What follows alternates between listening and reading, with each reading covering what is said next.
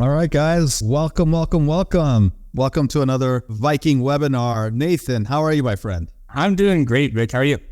Excellent. I'm really excited to meet a lot of the colleagues and investors and potential new folks who are joining this webinar tonight. I'm really excited to talk about the state of multifamily, potentially announce our latest deal to everyone, talk about some of the dynamics we're starting to see in the marketplace. So, as people are rolling in here, Nathan, how have you been? And congratulations. I think you got recently engaged. I definitely did. So that's kind of the big, life news is I got engaged. Everything went swimmingly well. For those that, know me, I'm very high SC. For those of you in the Discord, I'm very kind of detail oriented. I plan everything out.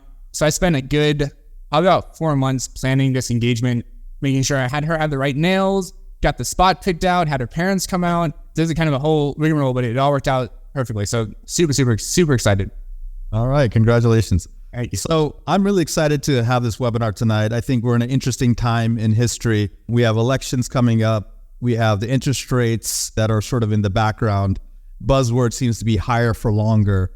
But despite that, there seems to be an interesting momentum. I was in Atlanta recently, Nathan, and we hung out with some of the top brokers from all over the country there, CBRE, JLL, Newmark, Mercadia, and I got to pick their brains. And these are some of the smartest people on the planet, at least in terms of real estate and multifamily. And they're saying there are opportunities. There really are opportunities. Most people are pencils down, but the few people who have pencils up, they're starting to exploit those opportunities. And so with that theme, I'd like to really talk about what we're going to talk about tonight, which is going to be very interesting. And as we're getting into this, let's sort of gather some of the participants who are joining us. If you could put in the chat box, guys, I just want to make sure the chat box is working. Put in the chat box maybe where you're from. I'd love to see, what representation we have here.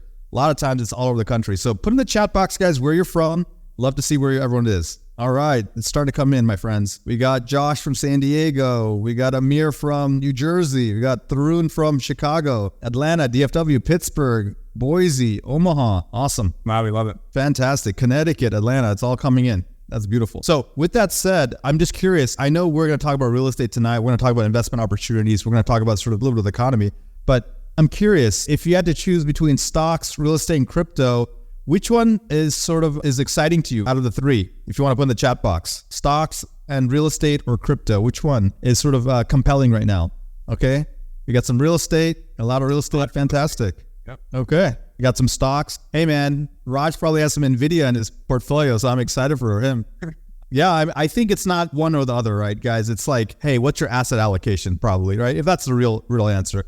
And crypto mining, I think there's value in all of this, and there's a halving going on in crypto. So it's an interesting time, and I'm really excited. So again, thank you again for joining us, everyone. And with no further ado, I want to get started. So for those of you who don't know me, my name is Vikram Raya. I'm one of the founders and the CEO of Viking Capital. We're a real estate private equity company. We were founded in 2015, and our mission is really to educate, empower, and allow professionals across the country to get access to institutional level deals, protect their capital while growing their net worth, their cash flow, and their freedom, and getting them to where they want to go. And so founded this company many moons ago with my good friend Ravi Gupta, who's also a fellow physician. And it's been a fun journey. We've really grown a lot as a company. We've seen a lot. We've been through a couple of market cycles, and we want to share some of these experiences to you tonight. And joining me today is one of my good friends and colleagues in the company, Nathan Loy, who's one of our senior acquisition analysts. And when we started Viking, to be honest with you, we were really doing it for ourselves. We're like, hey, I wanted to, invest in real estate. I knew real estate was exciting. I knew some of the most successful people in the country were involved in real estate, but I just didn't know if I had the right vehicle. And I started learning about things such as syndications. I started learning about larger multifamily deals instead of the single family homes or the quads or SDRs. As we were investing, at the time, I was a physician as well as I was a cardiologist practicing, and my partner was also a physician as well. We were noticing that there were some opportunities, but not many people knew about them. And so as we invested, a lot of people wanted to join us in those investments. And so that's the simple concept of how Viking Capital started. We were just looking for opportunities for ourselves, and we were getting other people involved. And pretty soon we realized that everyone was looking for the same thing. We were looking for these 5 concepts, right? Everyone wants cash flow, right? Cash flow is really powerful. It really allows you to have more freedom and more capabilities. Taxes, right? A lot of us on this call are high income professionals, or we own our own companies, and we really would like to tax advantages. Next is equity. We want to grow that nest egg. We want to grow our principal diversification, right? If we're investing in stocks, we need to have a real estate exposure. We're investing in real estate, we want to invest in bonds or whatever. So diversification is powerful. And finally, we want this thing to grow and appreciate over time. So that's the concept of Viking Capital, and we're starting in 2015, and next year will be our 10th year anniversary. And really, we're really focused on buying these Class B and Class A assets in really key parts of the country, the Sun Belt, and usually Tier 1 or Tier 2 cities. Again, a little bit about my background. As I mentioned, physician by training, really enjoyed my practice. I was part of one of the largest cardiology practices in all of the state of Maryland. I quickly moved on to starting my own health clinic in Northern Virginia. I got it to 7 figures. And then I got into real estate as more of a passion project. And then I realized I fell in love with it. And instead of just doing it as a passion project, I really made it a true business. And we've scaled it from simple, humble beginnings in Atlanta as our first primary asset to now we own we're approaching probably after this asset acquisition, probably at $900 million of assets. We've done full cycle on 6 or 7 deals. We've done 27 acquisitions, and we've raised over $400 million of private equity. We've been in the Forbes Business Council. We've been recipient of the Outstanding Asian Americans in Business. We've been on the Inc. 5000 list. Just a testament to some of the growth we've had. And with Nathan and the rest of our team, we couldn't have done it without such strong help. We've had an amazing group of individuals who've helped us. Nathan has been key in helping us with underwriting, with sourcing deals, with really getting an understanding of what's going on. I've had Judah, my vice president of acquisitions, really spearhead a lot of the growth of our company. We've had amazing executive team in Ed, really doing asset management. We have a marketing team, and Ashley, Chris is our investor relations team. So needless to say, we've really brought sort of our aces in their places, and that's helped Viking grow as a company. Our goal is to really have that white glove service that a lot of the bigger institutions can't really pull off, but still have that institutional level of professionalism and quality that where we can compete even with the big boys. And so I want to talk about performance in 2 different angles. It's sort of a sports analogy, right? You can have defense and offense. And I'm really proud of Viking's defense. One of the coolest things I think we've done as a company is we've never lost a single investor dollar, and we've never made any capital calls. A couple of years ago, that last sentence would not have meant anything to anyone. Now it really does. I've seen some of the top companies whom I've even invested with just as an LP. We've had to participate in these capital calls, and it's not necessarily the fault of the sponsor. It's just the last 2 years have been challenging for the real estate environment. And so really it does take navigations to really be able to manage these assets in such a way that you're protecting your investors' money. And so Ravi and I really believe in capital preservation as the foundation of our investment thesis. Back again to the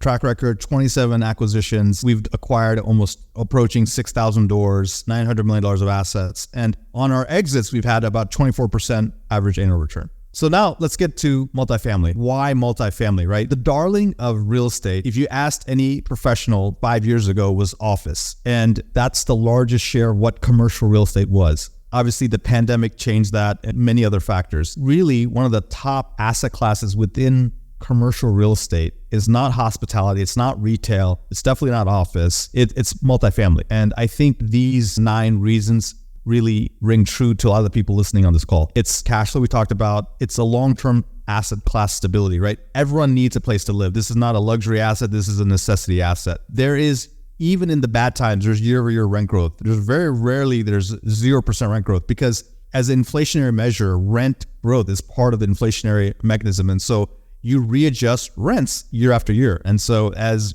prices, expenses go up, rents also consistently go up. There is consistent housing demand, especially when you choose the right markets, in the right places. It's a hedge against inflation, right? If inflation goes wild, usually the pricing of these assets also increase. We know there's numerous tax advantages, and we'll talk about them on this. When we do a bonus depreciation and cost segregation, those tax advantages are passed on to our investors. Diversification, depending on how you create your portfolio, and there's profit upon sale. So what is really driving the demand in multifamily? We know that it's unaffordable to buy houses. The gap between renting and buying is increasing. And this is an example for Atlanta. The average home price now is $418,000. And that's about close to 5% above national average. The average monthly rent is about $1,572. So truly affordable to pay that kind of rent versus a mortgage on that home. The other thing is, if you look at since 2014, right, the last 10 years, it's been consistent that there's been reliable rent growth over time. So this is not like, hey, I'm hoping and praying for rent growth. No, we know that's consistently going. And it also outpaces the rest of the country. This demographic slide, I really want to focus on generation of people that is what we call the prime renters in a lot of our assets, and that's the millennials. So for many of you, you are millennials, listen to this, fantastic. For some of you, you're like me, I think we're Gen X. What am I, Nathan? I forgot where we are.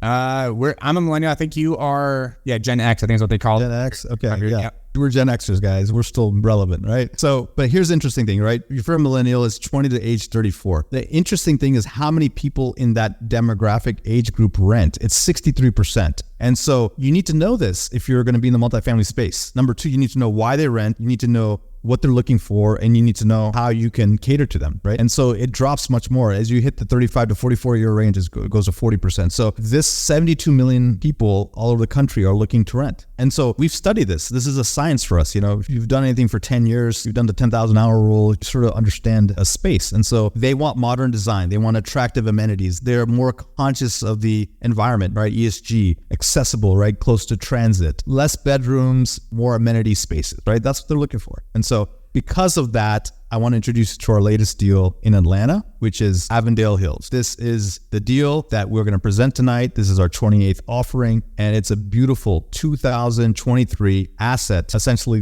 probably less than a year old, maybe a year change old, 240 units located in Decatur, which is growing and affluent suburb of Atlanta. And you know, I'm really excited about this deal for numerous reasons. Just high level, what we're doing is we're purchasing this 240 unit A-class property core asset from the original builders. And the reason they're selling it is because, you know, normally they're builders, they build and sell. They've had a little bit of delay in selling it due to their leasing up challenges. Look, they're builders. They know how to build really good assets. They're not really great managers. And so because of the economy, because of the interest rates, because of the timing, they were not able to sell it for peak pricing, which initially was Avondale Hills, when it was first brought to market, was listed at $76 million. And, okay, spoiler, $58.5 million is what we're purchasing it for. And there's more to the story than that, but I just wanted to just throw that out there. It's occupied now at 93%. When we got it under contract with us and our partners, it was at 85%. So we were getting the discount at the lower occupancy, but now that's already relatively stabilized, we're still keeping the discount. So it's a bonus to us as we close. Hold period is 3 years. This is important. If you've been in the multifamily space or you invest in other investments with us, you understand that most multifamily operators and sponsors typically hold a deal between 3 to 5 years, even 7 years sometimes. This longest hold period is 3. We're planning to exit in 3, so maybe 2 to 3. So the reason is the value add is on the buy. The value add is just on the lease up, on operations, of moving, pushing things to market. So that's where it is. And so we'll go through the numbers on another slide. Atlanta, Georgia is the MSA, the Metropolitan Statistical Area. It's located close to the Central Business District, close to Emory in the CDC. 240 units. Certificate of occupancy was in 2023. Good unit sizes. Remember, millennials don't want huge spaces. They want more amenities. They want everything else. 800 units, 800 square feet approximately. This type of construction is called a 5-story sort of mid-rise wrapped construction. So it's like semi-garden style, but with the wrapped, meaning there's built in a square with at the back of it, there's a parking deck. And so that's what it's called. So this is one of the first properties we actually have structured parking spaces. 340, plenty of space for all the residents. So I know some of you guys, are here for the full webinar. Fantastic. We're going to, wow you throughout the webinar, but for some of you have to go quick. So here's the nitty gritty, here's like what you need to know. Number one, why we love the deal. Superb location. This is the path of progress east of Atlanta, located where the growth is going, right next to a Metro MARTA station, and it is close to tons of employers, and it's in a pocket where there's a lot of youth, there's a lot of wealth, there's a lot of income.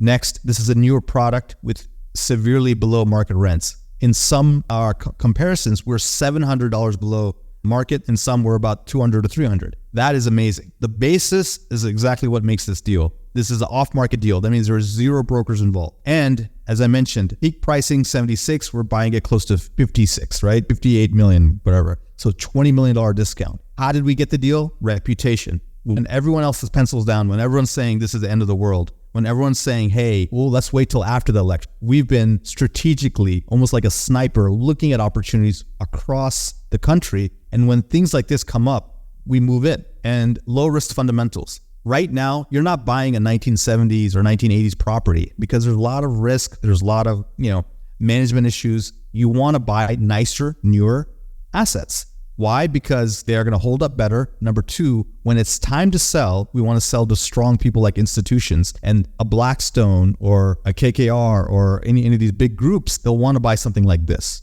In terms of economies of scale, we've been busy over the last couple of years, right? We've been buying. So we have now 2,000 units in Atlanta. So that shows us we're very operationally concentrated. We figured out the business model in Atlanta, and we know how to do this. This is sort of turnkey for us. We have our own in-house property management company now that we've partnered, that's being powered by a company called Asset Living, but it's in-house now for Viking. And this is really allowing us to be very efficient with our asset management. And again, it's nice to 5-year returns in 3 years, right? Why not? So again, you can see the look, the construction of the field. Let me go to the investment highlights.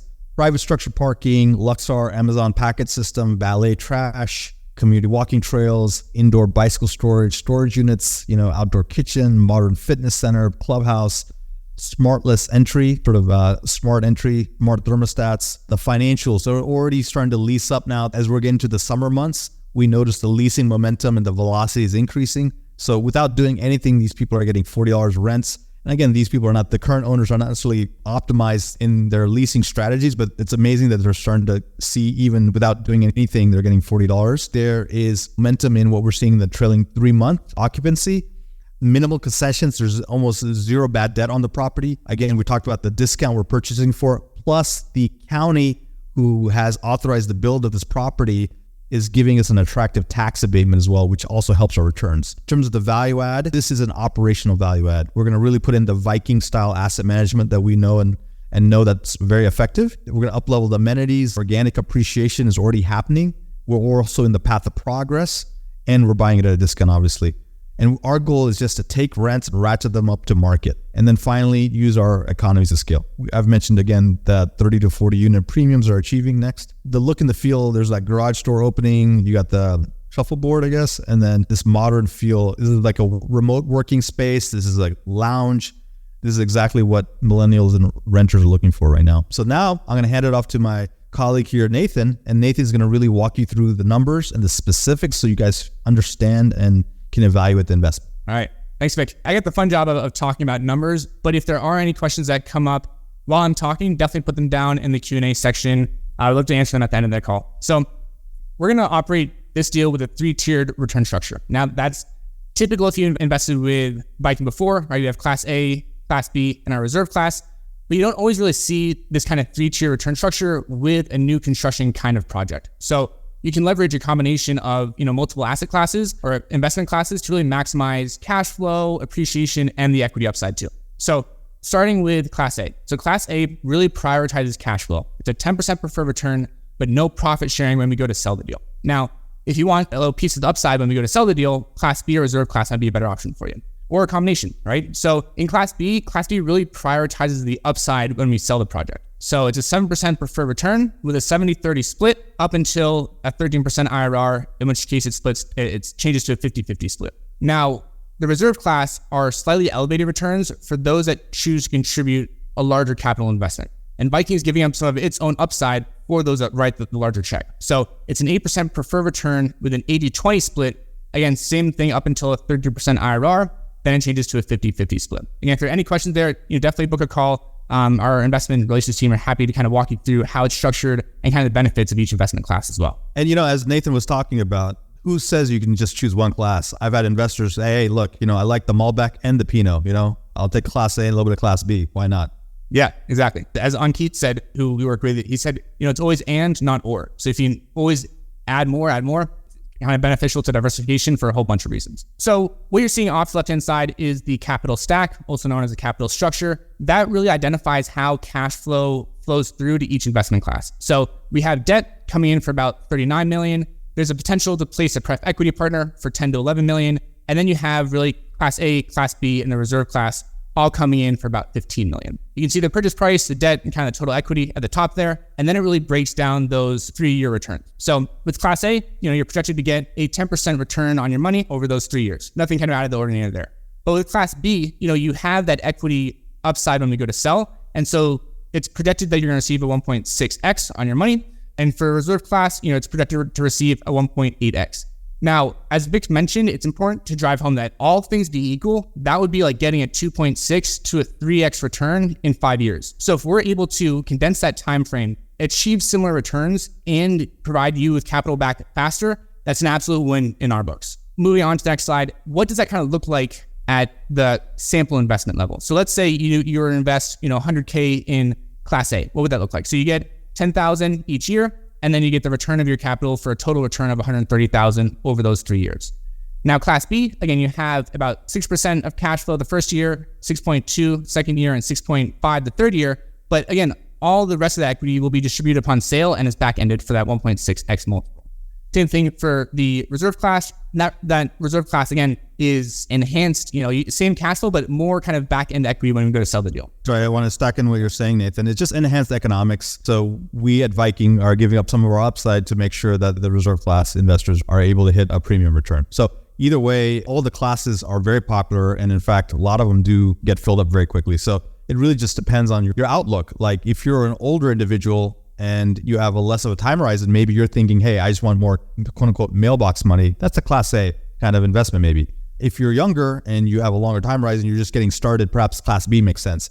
Maybe you're mid-career or later in your stage, but you're really looking for both. You want the pop and the cash flow, then maybe perhaps the reserve class makes sense. But regardless, getting on a call with our team, I think the team is dropping stuff in the chat box where you can book a call anytime. Please do so because, again, our goal is not to get you to invest. Our goal is to educate you and empower you. So if you had some discussions, we would be able to answer those questions and make you have an educated decision. Yep, absolutely. Yeah, I appreciate that, Vic. And stacking on top of that, on top of the sample investment as well, the cash flow is really aided by the interest-only portion on the loan and the tax abatement that Vic mentioned as well. So if we can go to the next slide, I want to talk a little bit about the interest-only and kind of the debt financing around this kind of deal, because it's important to note that financing, debt, whatever you want to call it, is the largest investment in the deal. And so I want to make sure that we appropriately place the right kind of debt to the right kind of asset. So we scoured the debt markets for the right kind of financing, especially with the prepayment penalties that come along with shorter term holds.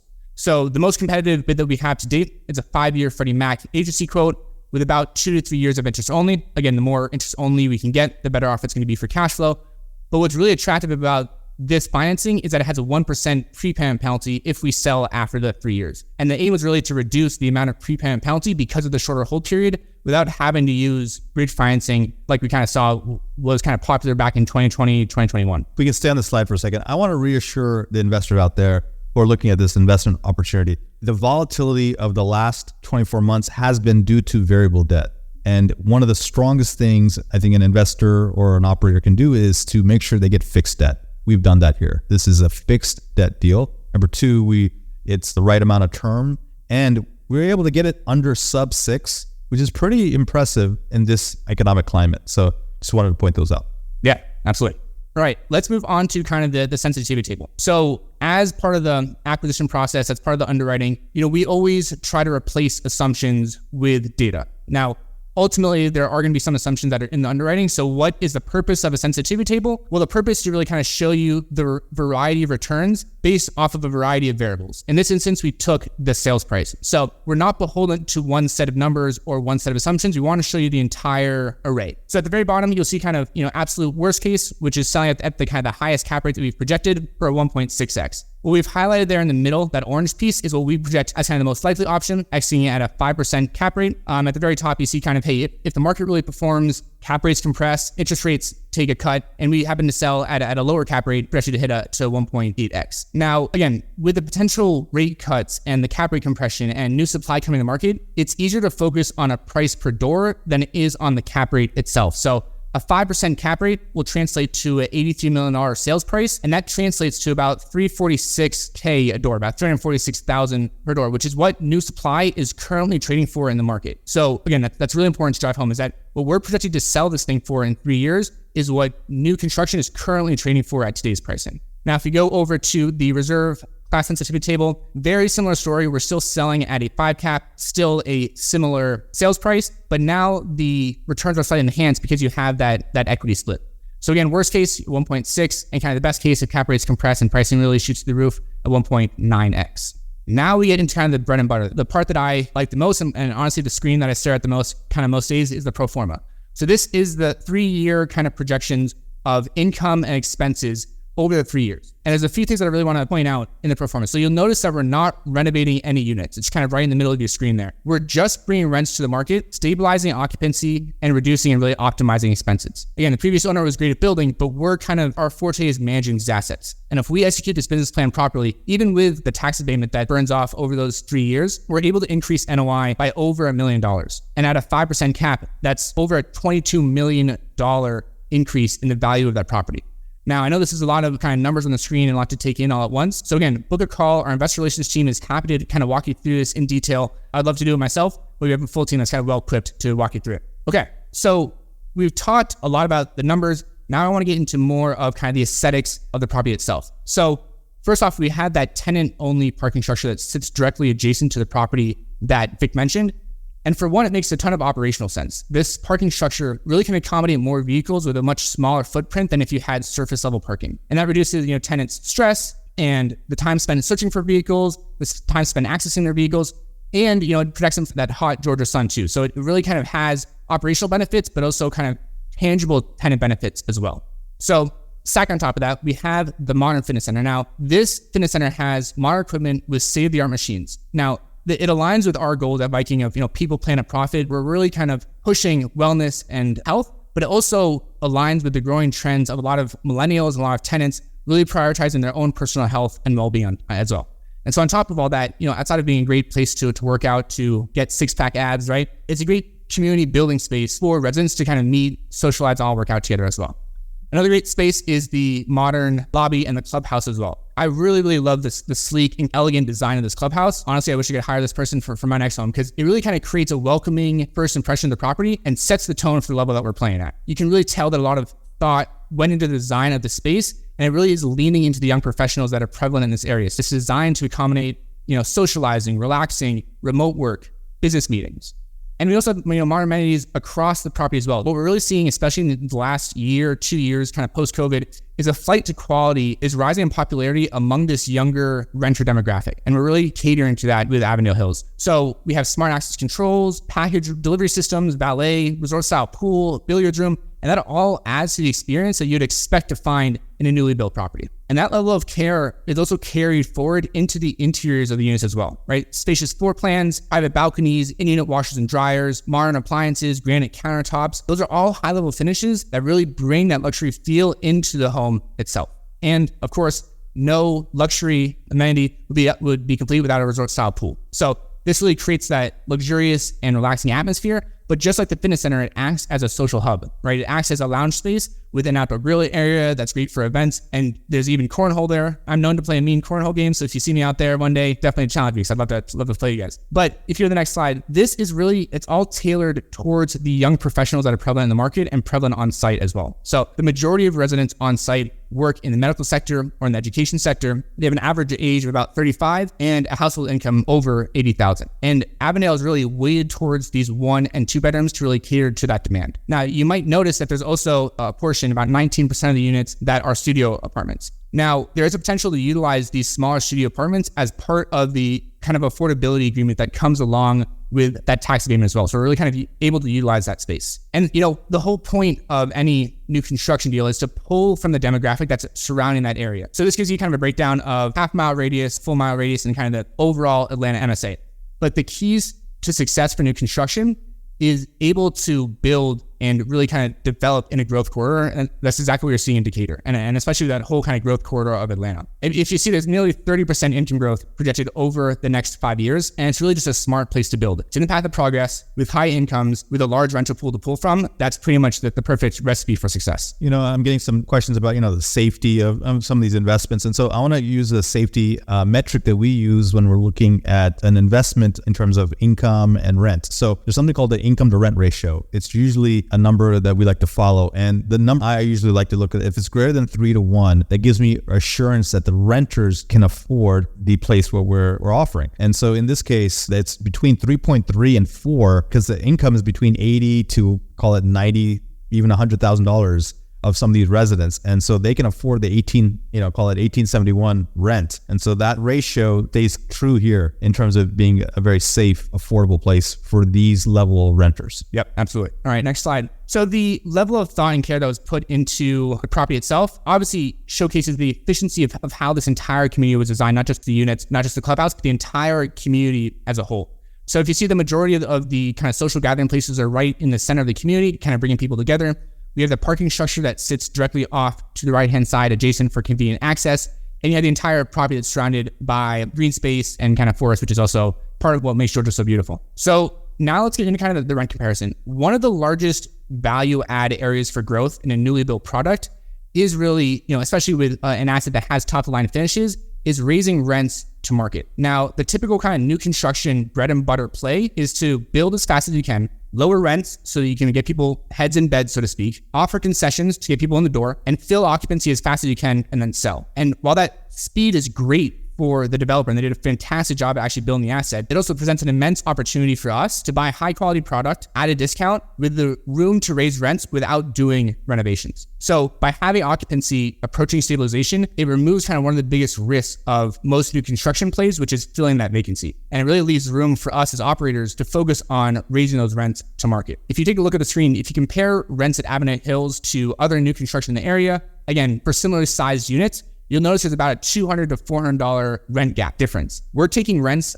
from a low $2 per square foot to about a mid $2 a square foot. And our property management team, who's vetted our rent growth assumptions, who have vetted our expenses, believes that we can actually capture and secure higher rents as well. But that delta, that opportunity, that's our bread and butter. That's our opportunity to capitalize on. And so this presents an immense opportunity where it's a great product that was well thought out, the path of progress, and has room to raise rents. And so Vic, I'll pass it back off to you to talk about the phenomenal cost basis that we've mentioned as well. So let's get to the meat of the matter here. Why should you consider this asset as part of your portfolio? I really think it's basis. Buying deals in this type of the market cycle where there's not that many buyers and not that many sellers, not many transactions going on at a high interest rate environment, going into a low interest rate environment where potentially cap rates can get compressed and things like that. I think it makes a lot of sense, right? So I did some analysis. I looked at the last 6 sales comps, which were close to the last time we were transacting was in 2022. So 6 apartments near this apartment complex sold, and they sold for $370K a door. And then, when I was in my trip to Atlanta, where I was talking to all these top brokers and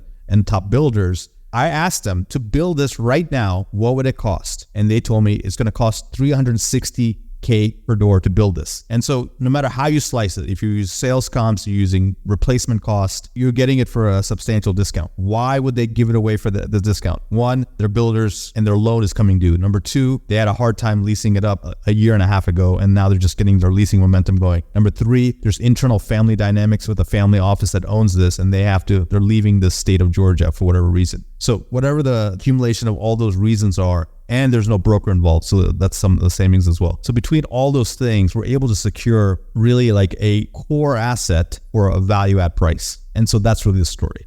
People are saying, what if this whole submarket crashes? What if we all go out of business, right?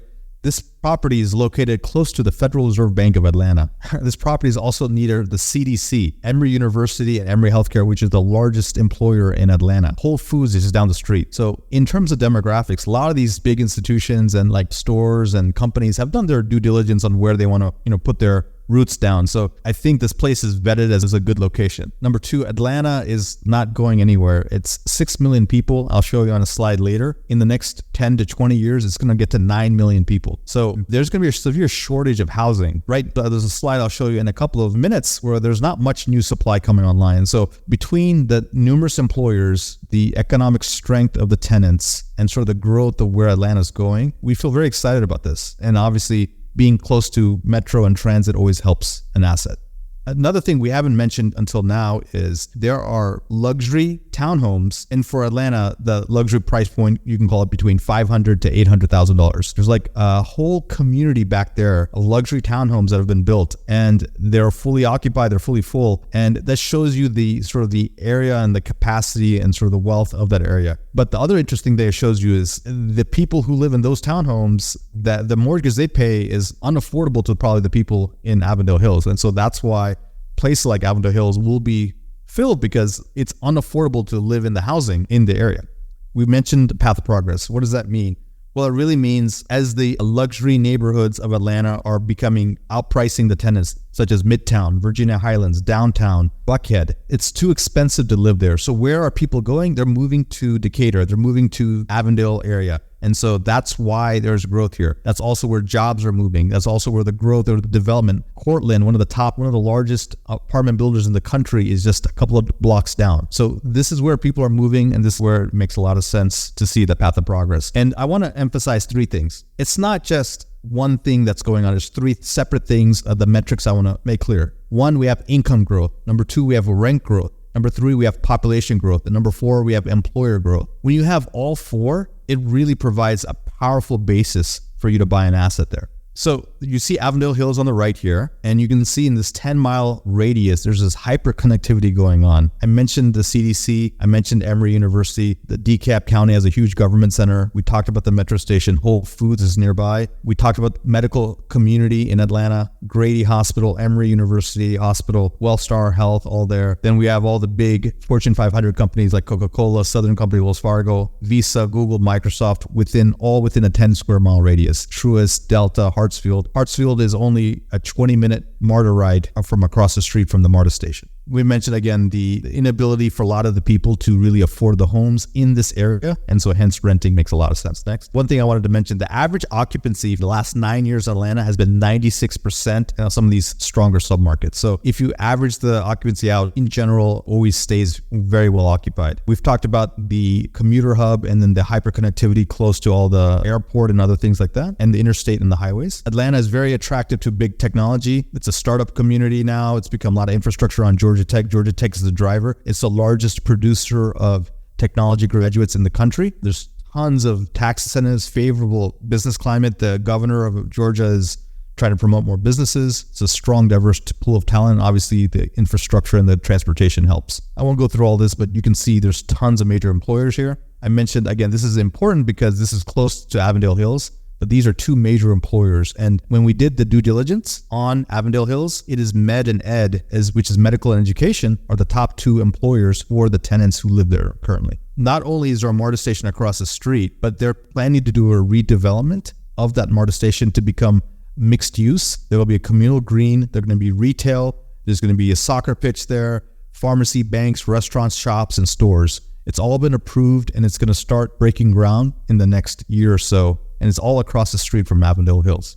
I mentioned limited new supply. So what that means is there are a couple of more apartments coming up, but once that is done and absorbed over the next 24 months, there's no new supply for a long, long time.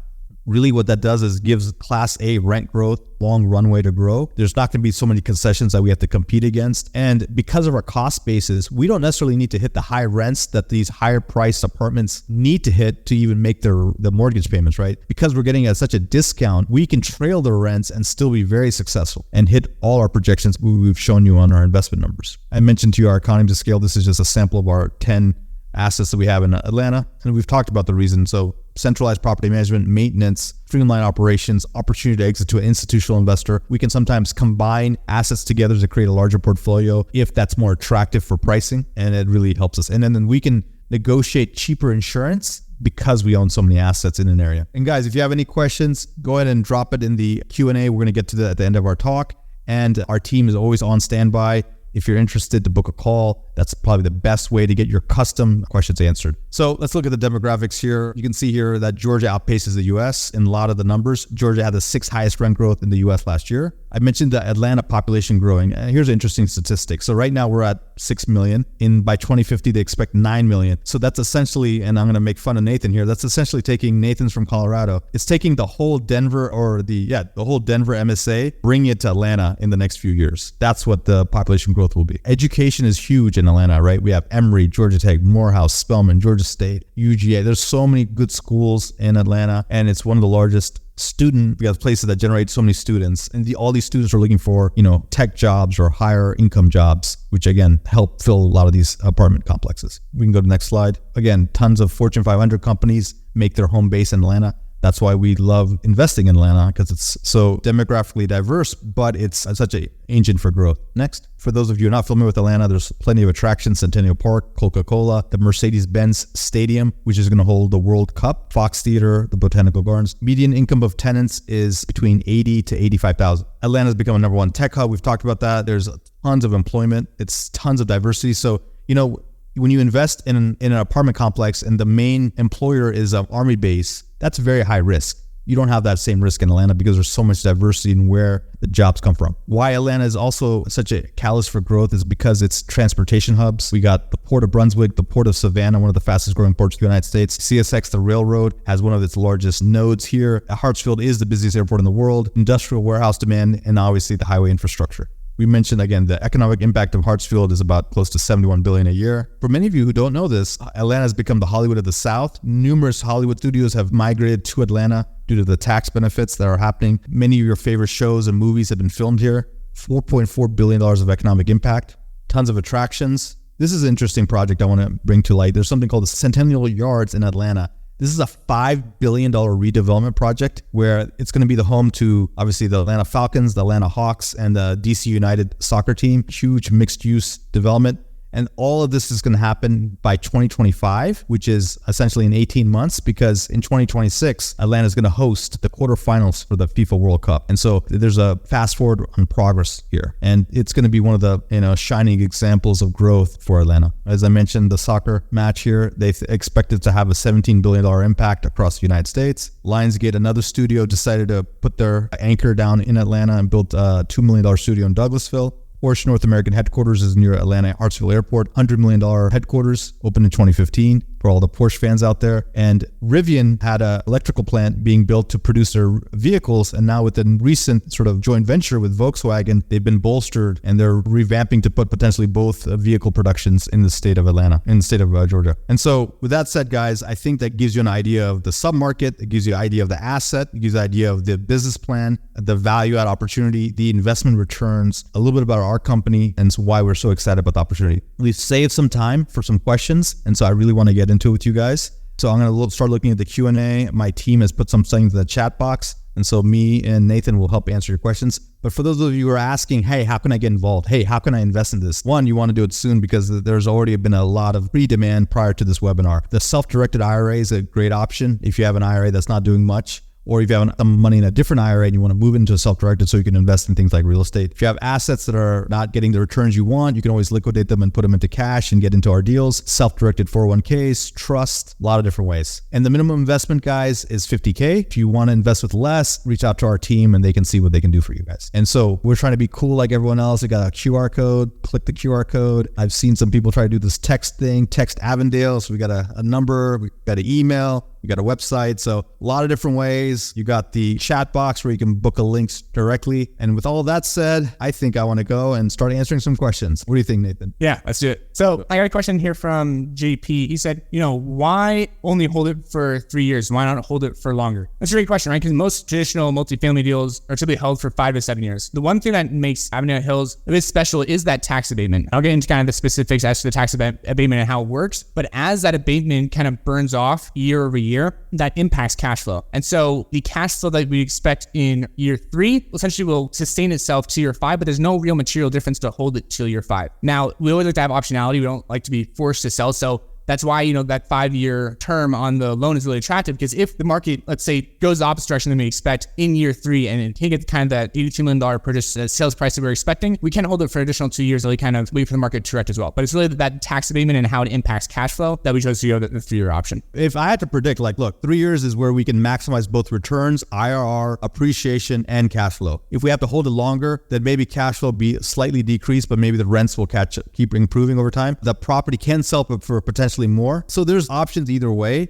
Both scenarios are very exciting for me. I don't think there's a negative either way, but our goal is, hey, how do you have the max amount of return in the shortest amount of time for our investors? And we thought the 3-year time horizon made a lot of sense, but we can't always have a crystal ball. And so we have the safety of a longer hold if we need it. Yep, absolutely. And then, as promised, I'll touch on that tax abatement as well. So the tax abatement is given by DeKalb County, and essentially how it works is 10% of the units, so about 24 units, need to be leased to those making 80% of the AMI or less. Now, AMI stands for area median income. Essentially, 10% of those units need to be leased to those making about 80% of the area median income. Now, the great thing about living in this area, but also the path of progress, is that we can pull from a tenant demographic that has a high income. So even those affordable units, we still can lease out at nice rents than what you typically would see for a studio apartment. Now, in terms of the actual abatement itself, so the valuation of kind of the tax evaluation, if you will, increases about 6 to 7% every year. And that kind of slowly burns off year over year. So right now they're at kind of 35%, kind of 40%. And every year that starts to burn off until you're eventually at 100% of the valuation of the property. Again, that will impact cash flow because your taxes will increase year over year. Now, granted, they won't increase to the level like you'd expect for a new kind of acquisition, right? Especially in Georgia, they typically assess at 95 to 100% of the purchase price, but that just isn't the case for this deal because of that tax abatement. And people are asking, what is the anticipated closing date? We're anticipating closing in late August, early September. And so you'd want to get your funds in by, I would say, end of July, beginning of August would be ideal. In terms of the investment classes, we've talked about it, the reserve class, we have the class B and then the class A. And there's options for all of that. So based on your goals and your financial strategies, our team can help you decide what's best. Occupancy right now is 93%. And when we got under contract, it was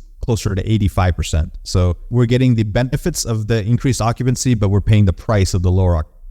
People are asking a lot of questions about pref equity and maybe like a delta between some of the numbers. It's hard to show in these slides. It's probably easier to show on what you call as a pro forma, where we actually show you the Excel spreadsheet and we walk you through the numbers, in clean detail. And our team can really help you with that. So maybe just book a call. That way I can answer all your questions. And people are really asking about cap rates as well. So all these kind of maybe technical details, it's not that it's just due to the time drains here, it may be challenging. And so normally we take an hour, sometimes 30 minutes to an hour, even 90 minutes, sometimes taking one investor through the whole numbers deck. So they feel so comfortable. And if it makes sense, they invest. If not, that's fine too. But either way, it's full transparency. And we can do that on those detailed phone calls. And our team loves doing that. Yeah, and stacking on top of that, Vic, it's important to know that this really isn't a cap rate deal, right? Most new construction in general is not going to be a cap rate deal. You're buying for the cost basis. Now, that being said, if a T12 cap rate was a low 3%, T3 with T12 expenses about 4.5%. So even in the span of a year, you can see how dramatically that income has increased. And that's primarily due to the lease up efforts of the current seller. Yeah. This really is a basis play. The basis makes sense because remember, cap rates are based on NOI, but if NOI is artificially low due to rents, not occupancy, but when you stabilize a property, the cap rates change. So it's really, what are you buying the property for and what do you think you can sell it for? That's really the crux of this particular strategy that we're in. When we're doing our value adds, more of the cap rate play does make more sense. I think those other question here, people are asking, can we use IRA funds? Absolutely. We have a lot of investors who like to use IRA funds. And let's see if we probably have time for one or two more. Personal tours of the project. Absolutely, Eunice. We'll get you a VIP tour. You can even hang out in the pool if you like. I see a question here about depreciation as well. We will be doing a cost segregation study, and that will come out at a later point, but we are definitely going to be seeing how much we can depreciate, especially with it being a newly built asset. We're kind of curious to see how that cost segregation study goes. Typically on our previous, I can't make a comment on this asset because we're having our team go out and we'll get that to you ASAP on either subsequent webinar or even an email. But what I've seen is at least for $100,000 investment, I've seen $50,000 to $60,000 being able to be used as a tax passive loss on other deals. We'll have to see what it looks like on this one, but that's exciting for us to see in general that you guys can take advantage of tax advantages and tax write-offs. Okay. Awesome, guys. Last, I see a question here about the apartment buildings that are in the area A, B, and C. This definitely is a growth corridor. So we're kind of in kind of a B to kind of B plus area, and it's growing with population and with jobs coming into the area as well. Just to give you some reference for the rent comps that we pulled from 11 different communities that were all within about 5 miles of the property. So one of the kind of benefits of actually having some supply in the market is that you don't want to necessarily be in a silo. This kind of asset would not do well in a very rural area, right? You want that kind of competition, you want that hustle and bustle, you want that growth. And that's what we plan to capitalize on. So guys, scan the QR code, talk to our team. We're on standby to chat with you guys. We'd love for you guys to participate if you want. Regardless, we just want to give you opportunities and show you what's out there. And we're working hard. We look at, call it 2,000 deals to find 5 to 6 that would make sense. This is one of them. All right, guys. Wish you well. Talk soon. Thank you so much. Until next time. Thank you.